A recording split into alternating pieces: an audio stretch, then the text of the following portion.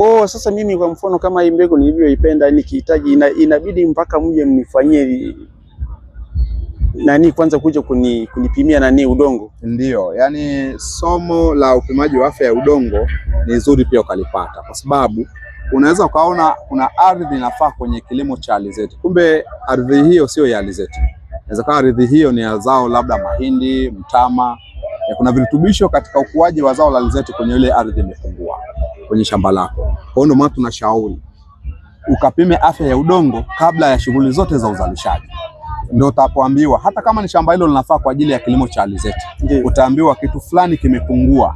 Kwa kabla ya kulima ile alizeti, zao lako la alizeti, unatakiwa sasa utumie aidha ni mbolea ya mboji au samadi, ama kuna virutubisho vingine vimepungua, inahitaji utumie sasa mbolea za viwandani uweze kuweka. Lakini kwa mfano kuna mashamba mengine ambapo huku tumeendelea kufanya shughuli kwenye maeneo yetu ya kazi yana tindikali. Baada ya kupima afya ya udongo tukagundua yana tindikali, na tindikali haiwezi kusababisha mimea kukua vizuri. Kwa hiyo tunataka tuboreshe ile tindikali, yani tuinyanyue ile tindikali kae vizuri. Kama imezidi tuipunguze, na kama imepungua tuinyanyue. Sasa pale tutaambiwa utumie kwa mfano chokaa ya kilimo. Maeneo mengi tuliopima imetuambia tutumie chokaa ya kilimo ili tuweze kuweka ile tindikali ya udongo ikae vizuri, ili mimea yako unavyoipanda iwe na mahusiano mazuri ya ubebaji wa virutubisho kwenye udongo na ukuaji wake. Kwa sababu tindikali kwenye udongo unakuta umeshairekebisha.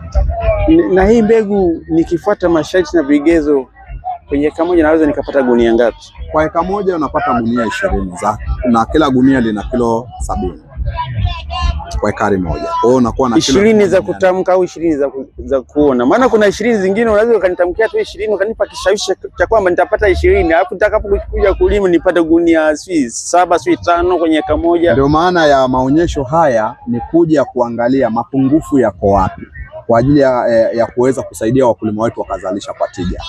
Ukiangalia maeneo yetu mengi ya kule vijijini, wakulima wetu wanaotumia mbolea ni wachache. Wakulima wetu wanaopima afya ya udongo, kujua udongo una mapungufu ya nini, turekebishe nini kwenye udongo, ni wakulima wachache. Japo tunaendelea kutoa elimu sasa, kila mkulima kabla ya kulima au amepima afya ya udongo ili kujua ile shamba lake limekaa vizuri kabla ya uzalishaji.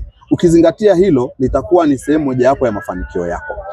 Na ukishatoka hapo sasa utashauriwa nini cha kufanya shambani. Kama ni matumizi ya mbolea, ndio tumie mbolea, kwa sababu chochote kinachonyanyuka kwenye udongo kinatumia mbolea, hususan mazao yanatumia mbolea. Sasa huwezi ukapata gunia 20 wakati hujatumia mbolea, hujatumia mbegu bora.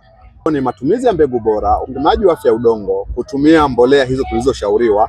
Na kama tindikali yako iko vizuri, basi utashauriwa utumie either chokaa au tumie gypsum kuweza kurekebisha udongo wako. Lakini pia kuzingatia kanuni bora za kilimo zote, kama ni muda wa kufanya palizi, ufanye palizi kwa wakati, udhibiti wadudu, udhibiti kwa wadudu kwa wakati, magonjwa udhibiti, lakini pia kuvuna, unatakiwa uvune kwa wakati.